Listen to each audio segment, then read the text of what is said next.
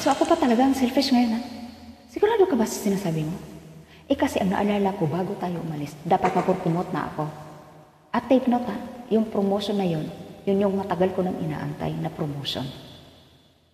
Dapat maging brand manager na ako eh. Pero anong ginawa ko? So, masasalanan pala ako. Nilet go ko kasi gusto ko. Are you blaming me? Wait. Dahil mahal kita. It's my birthday then.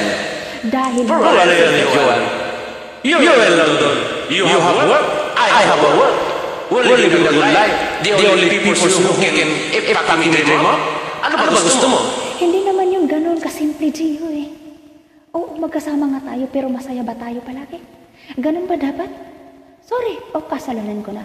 Kasi masyadong mataas yung pangarap ko. Itang ina, naisip mo ba kung masaya ako sa trabaho ko, ha? Cafe assistant, brand manager. Cafe assistant, brand manager. Tingnan mo nga kung gaano kalayo yan. Don't be sorry. Not that everyone get what they want. So ano, magiging guilty na lang ako kasi hindi na ako masaya, gano'n? O sige, lukuhin na lang natin yung mga sarili natin. Babaan ko na lang yung mga pangarap ko, gano'n. Kasi minsan, di ko alam kung di ka nag-iisip o tanga-tanga ka. Masaya ako dito. Pero ayaw mo magiging masaya para sa akin? Umayos ka, ha? I've been a burn for life. Sige, saktan I mo. never had this. Bukan mo. Security? Ay, ko lang na-feel na may bilid sa akin. Okay. I'm finally work the people that give a share. Talaga? Ngayon lang may bumilib sa'yo, ha? Anong tawag mo sa akin? Di ba kaya nga tayo nandito? Kasi bilib na bilib ako sa'yo. Masaya nga ako para sa'yo, eh. Ngayon lang ako nagaganito kasaya. Tapos isipin mo sa sarili mo, tanga na, Joan. Bakit? Pwede naman tayo maging masaya parehas.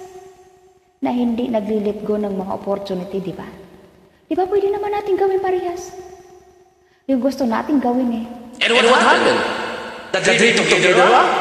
What happened to our new life together? Did you forget about that? Akala ko ba sabi mo, choose to be happy, ha? Ano yun? Joke time? You know what? Fucking! Kung gusto mo umuwi ka? Fine! Don't blame me. You're a sad life. Okay!